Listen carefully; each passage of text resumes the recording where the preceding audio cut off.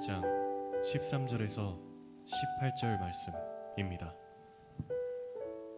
이튿날 모세가 백성을 재판하느라고 앉아있고 백성은 아침부터 저녁까지 모세 곁에 서 있는지라. 모세의 장인이 모세가 백성에게 행하는 모든 일을 보고 이르되, 내가 이 백성에게 행하는 일이 어찌 됨이냐? 어찌하여 내가 홀로 앉아있고 백성은 아침부터 저녁까지 내 곁에 서 있느냐? 모세가 그의 장인에게 대답하되, 백성이 하나님께 물으려고 내게로 오미라.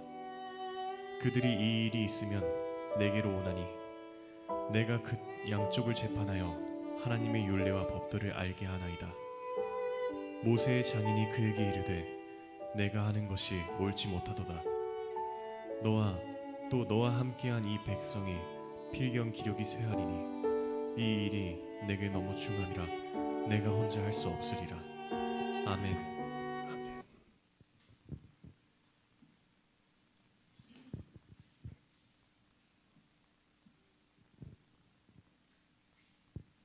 할렐루야. 한 주도 수고 많으셨습니다. 오늘도 좋은 주일 되시고 은혜 받으시기를 축복합니다. 축복합니다. 네. 모세의 장인이 이드로가, 호밥이라고도 하죠. 호밥은 가문의 이름이고, 이드로가 모세의 아내 십보라와 그의 아들 게르솜 엘리에셀을 데리고 모세에게 갔습니다. 그리고 모세에게 하나님께서 이스라엘을 축복하시고 당신을 세워서 이스라엘을 이렇게 구원하셨다, 하나님을 찬양한다 하면서 하나님이 하신 일들을 간증했습니다. 그랬더니 모세가 그것을 기뻐하며 하나님 앞에 영광을 올렸습니다. 그리고 그 다음 날 이들이 모세가 하는 일을 이렇게 보고 있었는데, 모세가 뭘 했냐면 백성들을 재판하고 있었습니다. 법적인 재판이기도 하지만 어떤 판단이기도 합니다. 그래서 백성들 간에, 사람들 간에 문제가 생기면 지도자가 해결을 해줘야 되니까 들어보고, 야 이건 이렇다, 야 저건 저렇다, 이렇게 재판을 하고 있었습니다. 아침부터 저녁까지 수많은 백성들의 민원을 처리하는 것을 이드로가 보고 그가 그에게 이렇게 말합니다. 당신이 지금 하고 있는 일이 어찌 됨이냐? 네가 홀로 앉아서 있고 백성들은 아침부터 저녁까지 네 곁에 있느냐? 그렇게 그것이 좋은 일이 아니다. 이렇게 하지 말아라 하면서 모세에게 새로운 법칙을 하나 제시합니다. 그 법칙이 뭐냐면 우리가 잘 알고 있는 100부장, 50부장, 1000부장 이런 것을 제도를 두는, 함께 일을 나눠서 하는, 함께 하는 법칙을, 숄더 투 숄더 법칙을, 연대하고 연합하고 함께 하는 법칙을 제시하고 있었습니다. 오늘 그래서 저는 6월 한 달 동안 우리가 연합하고 함께하고 함께 걷고 하나님과 함께하고 우리 서로 함께하고 어떤 이념이나 개념이나 신앙이나 사상이나 믿음과 함께하는 투게더 함께하는 그러한 시간들을 갖기를 원하는데, 오늘 첫 번째는 함께 갑시다 교회를 위하여 라고 하는 제목으로 은혜를 나누기를 원합니다. 첫 번째, 그 이유는 혼자는 못하기 때문입니다. 출애굽기 18장 18절에 네가 혼자 할 수 없으리라, 이 진리입니다. 여러분 혼자 못합니다. 혼자 하다가 그 꼴 났잖아요. 혼자 하다가 외로웠잖아요. 혼자 하다가 이렇게 힘 빠지고 인생 허비하고 낭비하고 그랬잖아요. 혼자 안 돼요.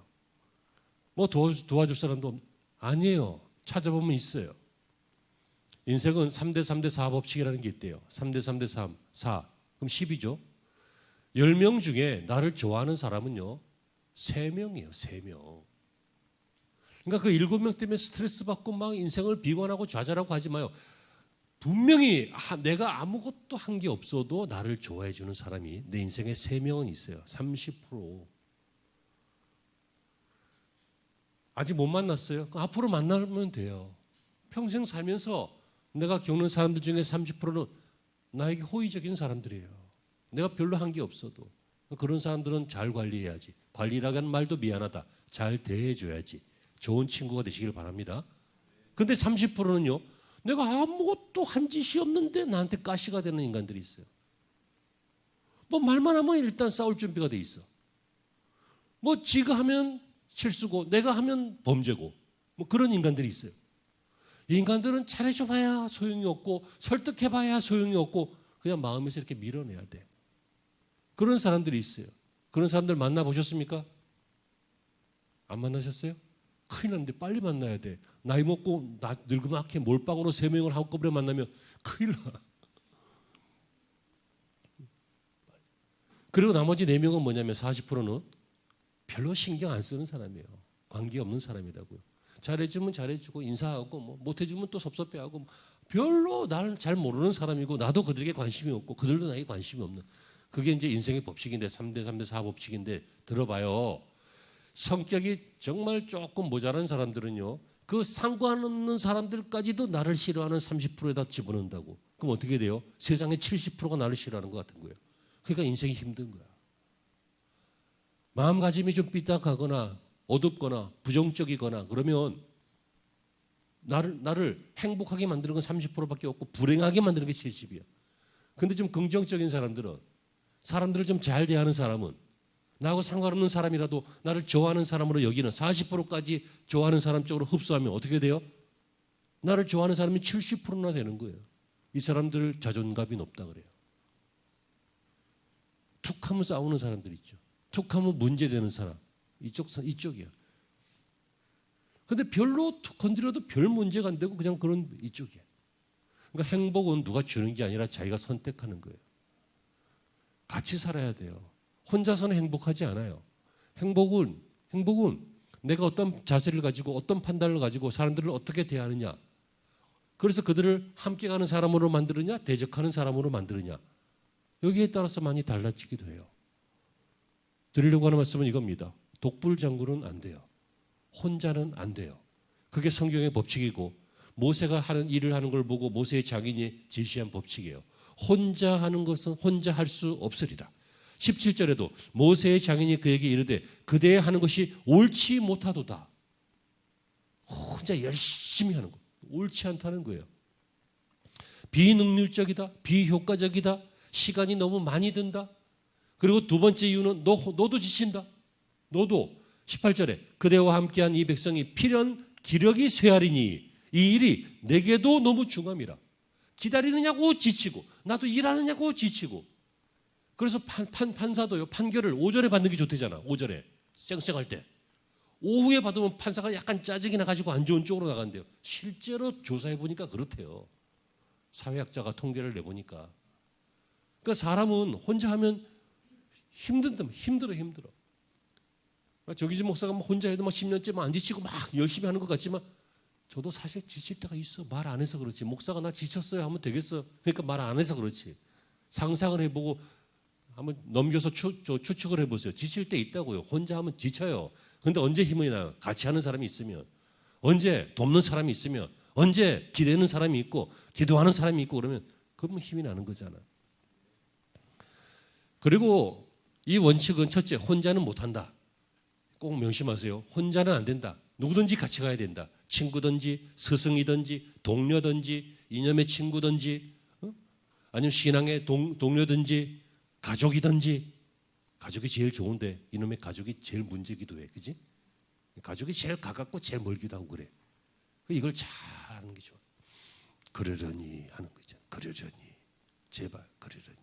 아니면 혹시 부장님 대하듯이 대하든지 혹시 사장님 대하듯이 대하든지 뭐 그러는 것이 좋은 방법이기도 한데 지금 가정 세미나 시간은 아니니까 첫째 혼자는 안 된다는 거예요. 그 성경의 원리고 혼자 하면 지친다는 거예요. 그죠? 그리고 제시한 두 번째 방법은 이 협력자를 택하는 공동사역이 하나님이 기뻐하시는 방법이라는 거예요.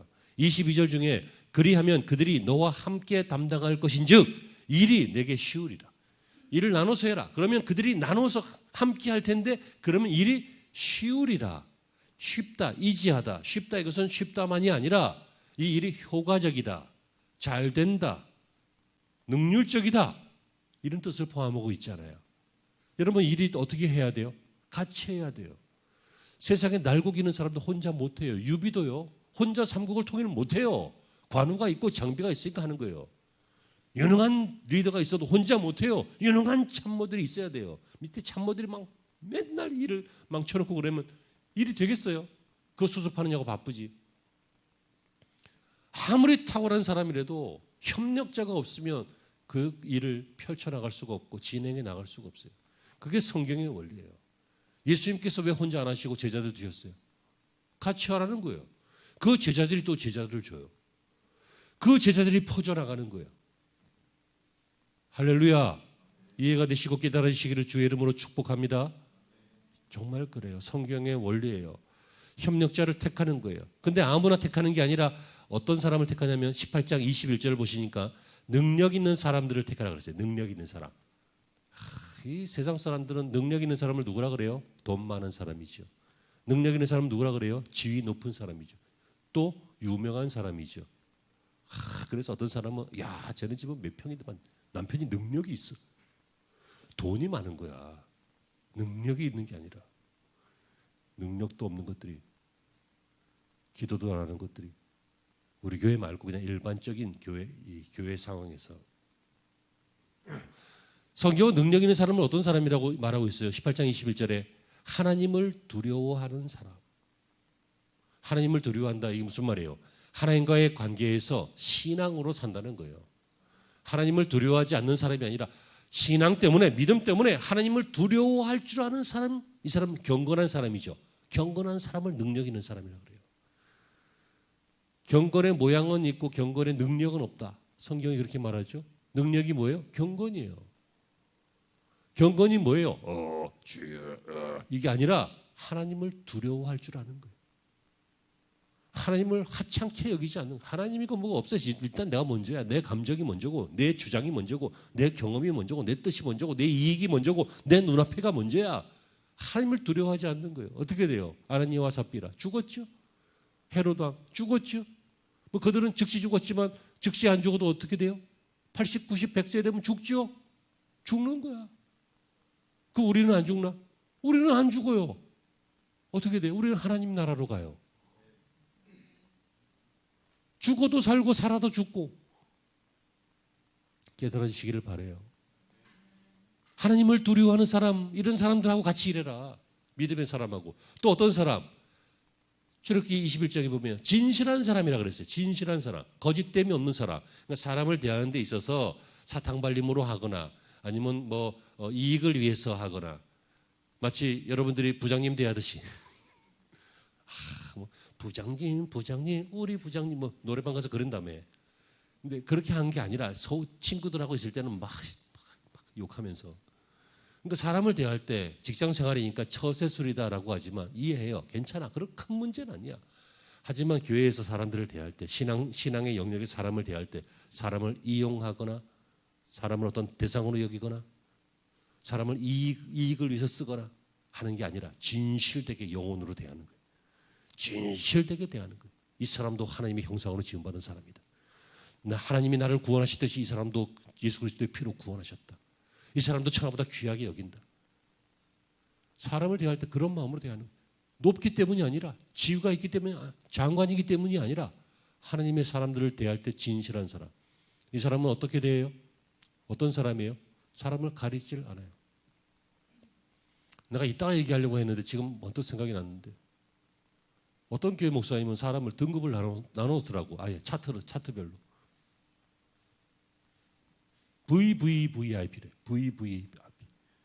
누군지는 얘기 안 하겠어요. 이미 뉴스에도 다 나왔으니까 여러분도 아실 수도 있을 거예요. 그 놓친 그 VVIP를 놓친 전도사를 막 X년 뭐 뭔 년 욕을 해가면서 막 목사가, 유명한 목사가. 하여간에 대형 교회는, 교회가 커서 대형 교회가 아니라 사고를 대형으로 쳐서 대형 교회가. 작은 교회들은 지금 숨을 못 쉬고 허덕거리고 있는데 한국 교회를 그냥 무너뜨리는, 아니지, 한국 교회, 세계 교회를, 우리나라 얘기 아니니까.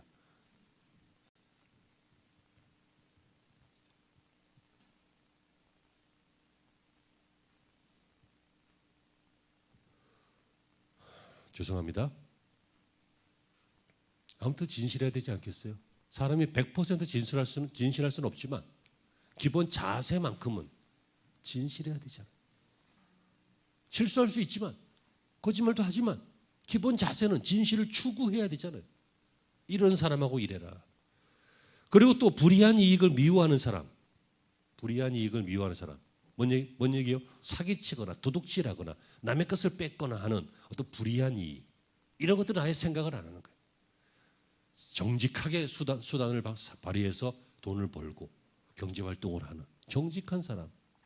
그러니까 이 사람들은 뭐예요? 하나님에게 있어 대신 관계, 하나님을 두려워하고 사람 관계, 대인 관계에서는 사람들에게 진실하고 대물 관계, 재산, 이 돈 문제, 경제적 문제에 있어서도 불이한 이익을, 정당치 못한 이익을 멀리할 줄 아는 수준 있는 사람이죠. 이런 사람들을 잘 선별해서 이 사람들에게 일을 맡기고 교회 일을 같이 해라. 지금 모세의 장인 이드로가 호밥이 모세에게 이렇게 제안하고 있습니다. 그래서 모세가 이것을 들어보니 맞았고 하나님의 뜻이 맞았고, 그래서 이때 1000부장, 100부장, 50부장 이런 제도가 생겨나게 되었습니다.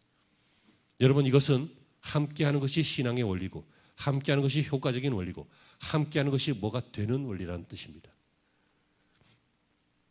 저희 교회는요 10년 전에 처음 개척했을 때 1년 정도 만에 한 70여 명 정도 되는 제법 부흥회도 하고 소풍도 가고 수련회도 하고 체육대회도 하고 특별 새벽 기도회도 하고 그냥 교회 헌금은 한 달에 100만 원도 안 나오는데 그냥 막 쏟아내면서 막 최선을 다했습니다. 그래서 남들은 다 잘 될 거라고 했지. 그때 저는 불안함이 있었습니다. 뭐냐면 함께 할 사람이 많지 않았습니다. 함께 할 사람, 끝까지 갈 사람. 그래서 제가 제자 훈련하면서 교회에 뼈를 묻는다라는 마음이 성도의 마음입니다. 그랬더니 어떤 성도가 그러더라고요. 왜 한 교회에 뼈를 묻어야 되냐? 마음에 안 들면 딴 데 갈 수 있지. 역시 딴 데 갔어요. 하나님을 종교 활동으로 만나지 말고 하나님을 인격적으로 만나야 된다. 교회에 오는 게 아니라 하나님을 만나러 와야 된다. 만약에 종교 활동을 하러 오는 거라면 절에 가라. 절에 얼마나 공기 좋고 풍세 좋고 공기 했구나. 그거는 분위기 좋냐? 절에 가라. 그랬더니 어떤 성도가 안 나와요. 왜 안 나오냐? 목사님이 교회 오지 마라 그랬대.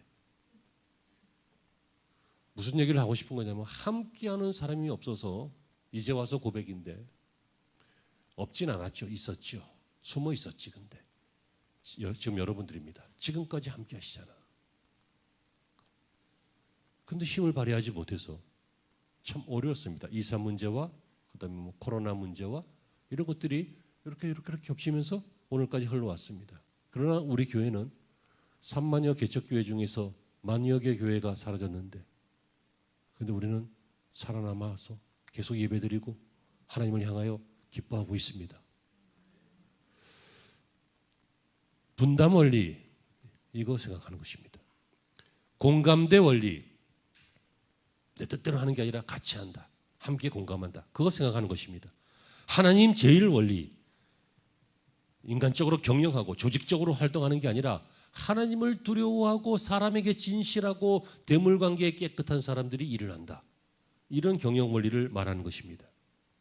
이것을 말씀드리는 이유는 우리는 원래 그런 사람들이었기 때문입니다. 그런데 그것을 잊어버리고 혹은 잃어버리고 있습니다.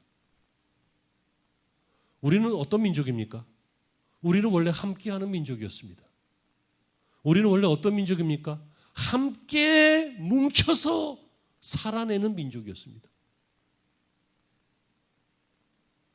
제가 가끔씩 독립운동 이야기하고 일제시대 이야기하고 한국전쟁 이야기도 좀 가끔 하고 역사 이야기 가끔 어쩌다 한 번씩 가끔 할 때가 있었는데 IMF 이야기는 한 적이 없지요.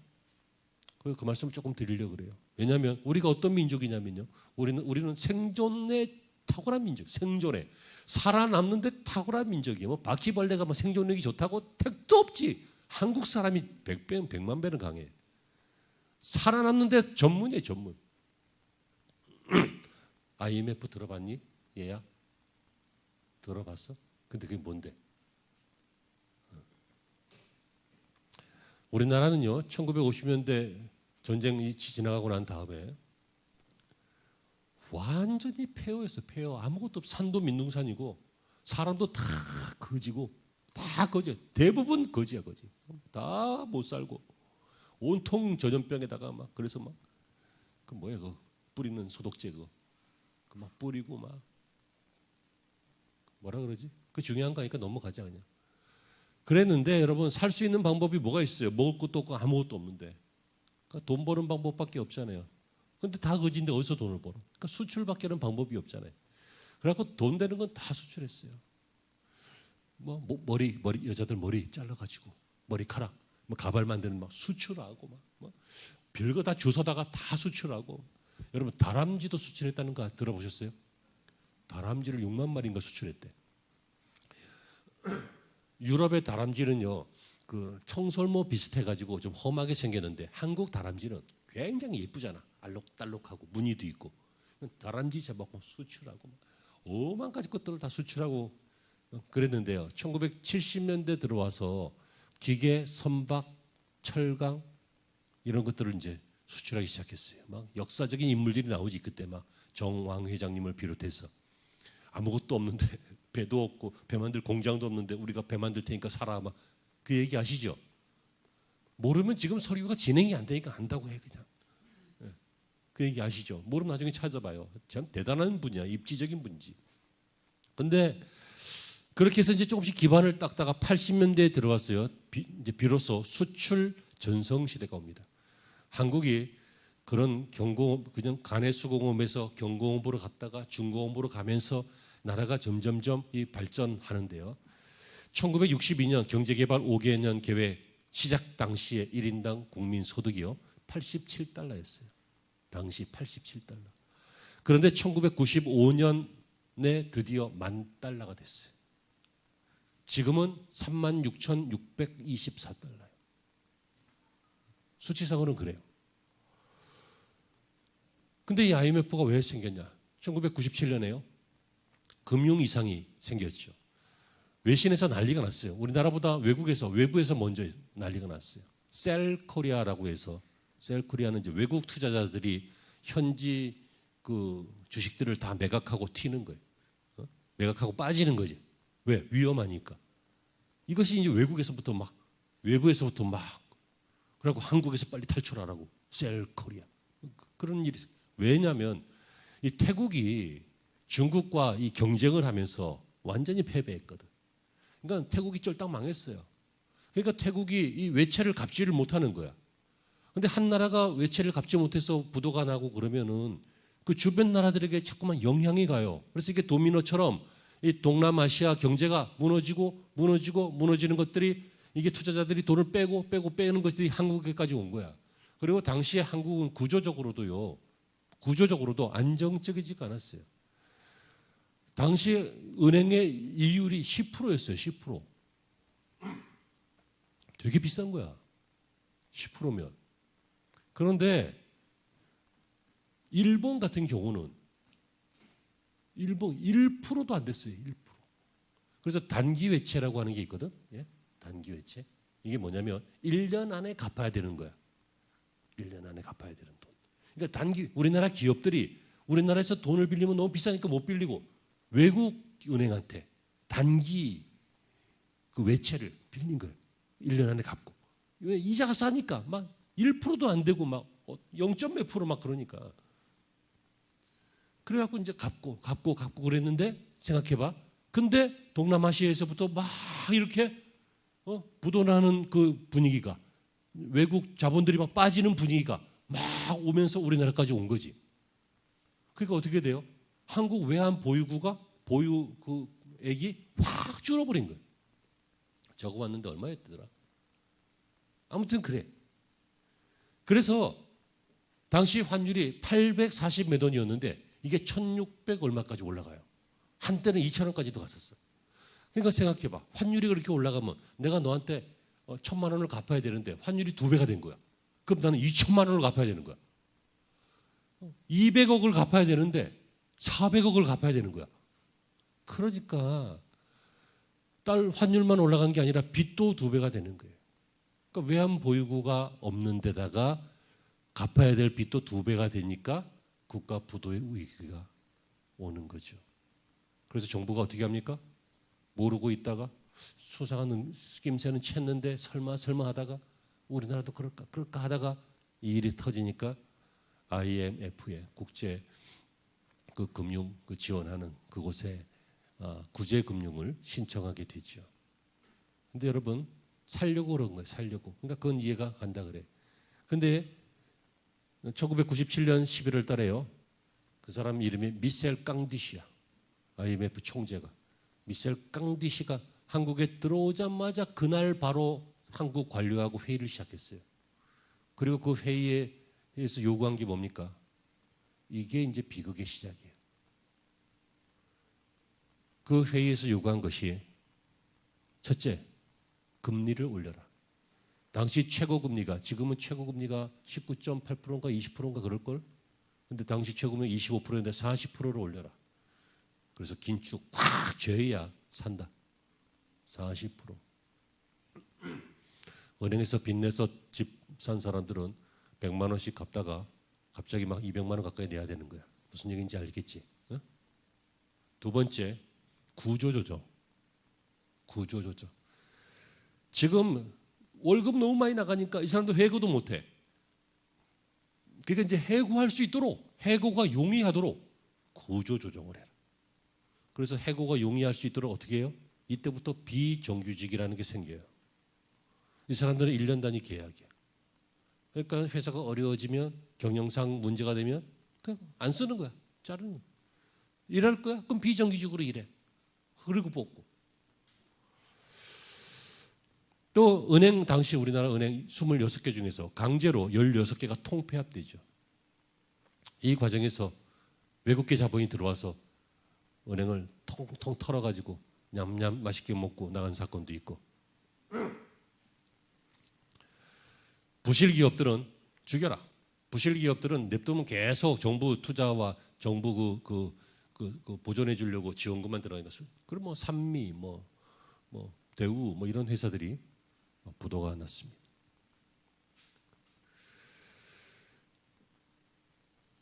여러분 그때 해고된 사람들이요 98년 한 해에 167만 명이래요. 167만 명이 얼마만큼이냐면 당시 충청북도 전체 인구예요. 그러니까 충청북도 전체가 하루아침에 실업자가 된 거예요. 놀랍지도 않지만 당시에는 신문기사가 어떤 기사들이었습니까? 대기업 다니던 누구 비관하여 스스로 생을 정리함. 이런 기사가 하루에 몇 개씩 열흘 동안 계속해서 어떤 날은요 교통사고로 사망한 사망자보다 스스로 인생을 끝낸 사람이 많았어요. 이해해요. 내가 공감만 못해. 그러면 안 돼. 그래도 안 돼. 쥐구멍에도 볕들날이 있다고 살아있으면 숨쉬면 살게 돼. 근데 얼마나 힘들면 그랬을까 싶긴 해. 얼마나 힘들면. 여러분 살면서 그런 생각 한두 번씩 안 해보십니까? 저는 몇 번 해본 것 같은데 안 살았으면 좋겠다 싶은 생각. 하지만 안 살 수 없잖아. 사도 바울도 그랬잖아요. 내가 원하는 바는 차라리 몸을 떠나 주와 함께 거하는 것이라.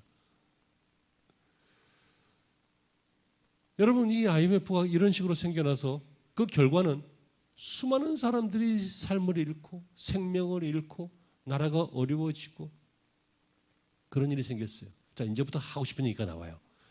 제가 이 말씀을 왜 드리냐면 아까 제가 그랬잖아요. 우리나라 민족이 어떤 민족이라고요? 생존하는 데 탁월한 민족이라 그랬잖아요.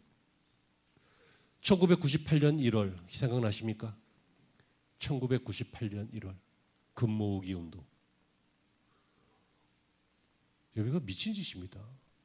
여러분 지금 금리가 막 올라가고 우리나라 환율이 막 800원대에서 막 1,600원대로 막 2,000원 가까이 막 올라가고 그러면 우리나라 이 돈이 가치가 없는 건데 종이가 점점 가치가 없어지는데 그래서 저쪽에 부도난 나라들은 막 빵 사가려고 지폐를 이만큼 갖고 가잖아. 그런데 그럼 뭘 지키고 있어야 돼요? 금을 지키고 있어야 되는 거예요. 금은 국제 시장에 반영되고 그 가격을 유지하니까 금을 지키고 있어야 돼요.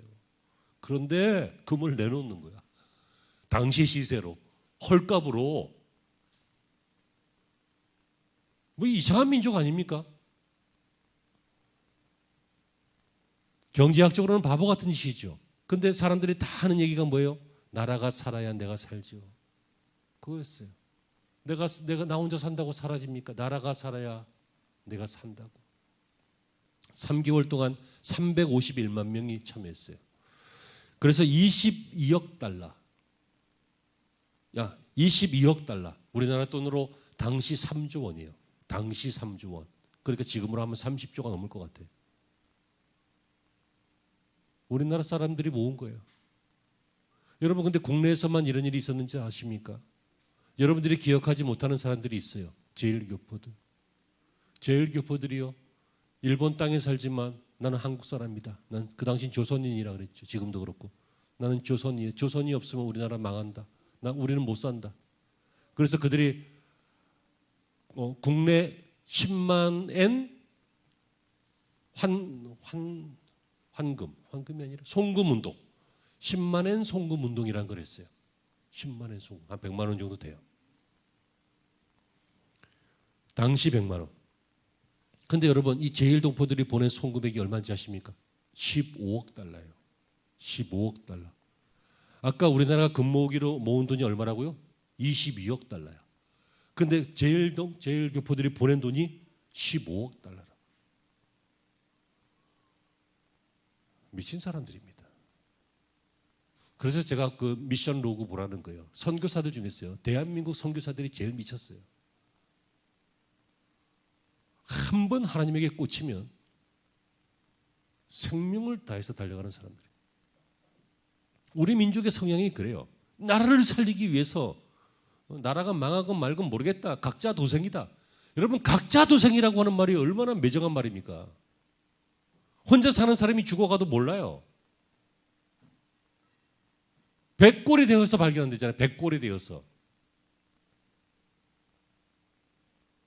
어떻게 각자 도생이 됩니까? 인생은 어차피 혼자 못 살게 그렇게 구성이 되어 있는데. 밤에 자다가 심장이라도 삐끗해봐. 옆에 누가 있어야 119 부르지. 호흡이라도 컥 넘어가봐. 침이 안 넘어가서 죽는 사람도 있어요. 자다가 똑바로 누워서. 옆으로 누우면 되는데. 여러분, 우리는 함께 생존하겠다라고 하는 의미가 강한 민족입니다. 대한민국은 원래 그런 나라입니다.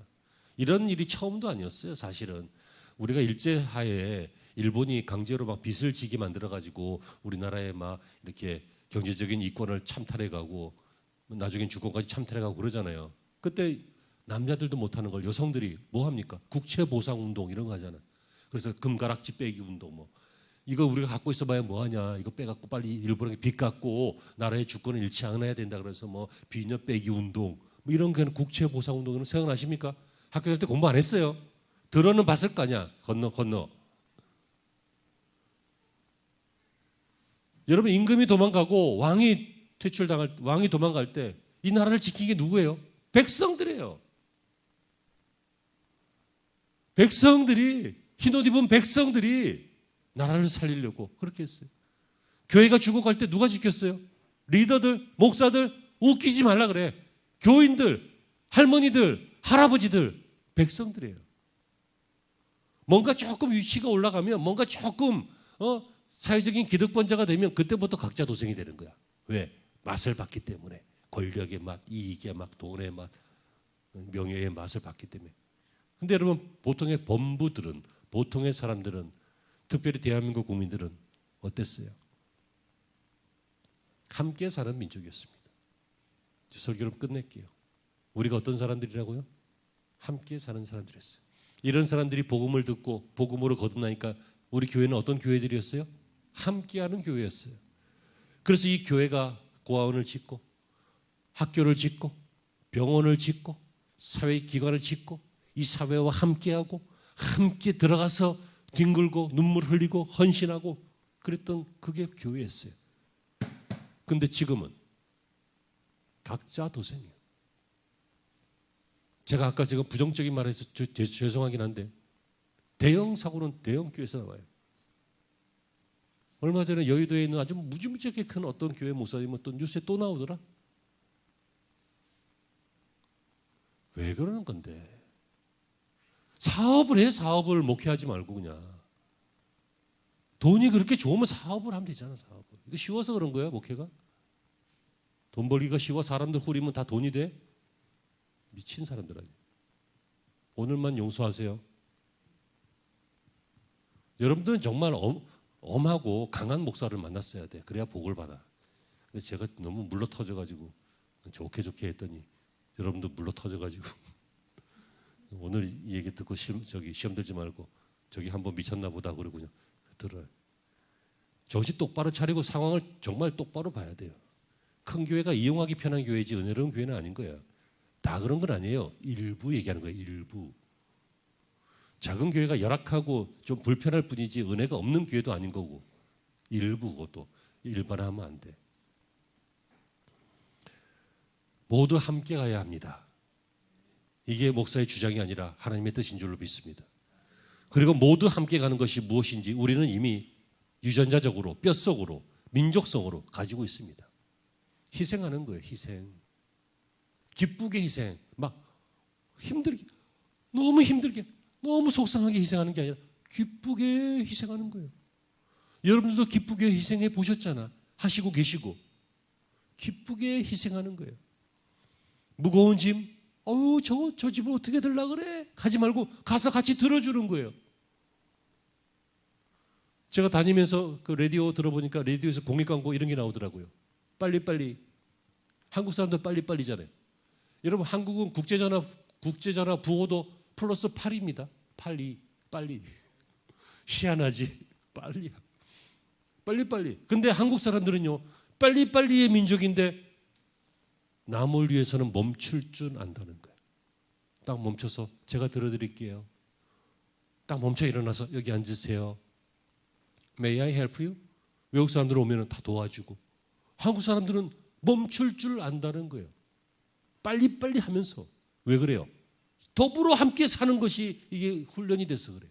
이게 우리 안에 들어있어서 그래요. 교회가 그랬고 역사가 그랬고 우리의 민족성이 그렇다면 여러분 지금 우리의 이 절대적 야성을 다시 한번 회복해서 손해보다 이익이나 손해보다 감정이나 내 입장보다 여러분 교회 공동체를 위해서 교회를 위하여 함께 가는 신앙의 삶을 위해서 함께 가는 우리가 되어야 할 줄로 믿습니다. 호국 보훈의 달이라고 합니다. 이 나라가 어떻게 존재했습니까? 망할 이유가 1000개도 더 됐는데 안 망하고 존재했습니다. 함께하는 사람들이 있었습니다. 이 나라가 어떻게 살아났습니까? 하나님이 함께 하셨습니다. 이 나라가 어떻게 그 거지 같은 나라가 전염병의 나라가 우상숭배의 나라가 이렇게 성장했습니까? 교회가 함께 했기 때문입니다. 이 함께 하는 일에 이제부터 다시 한번 출발하시고 손을 잡으시고 shoulder to shoulder 어깨를 맞대고 연대하여 힘을 하나로 하여 나아가는 성도들이 되시기를 주의 이름으로 축원합니다. 기도하시겠습니다.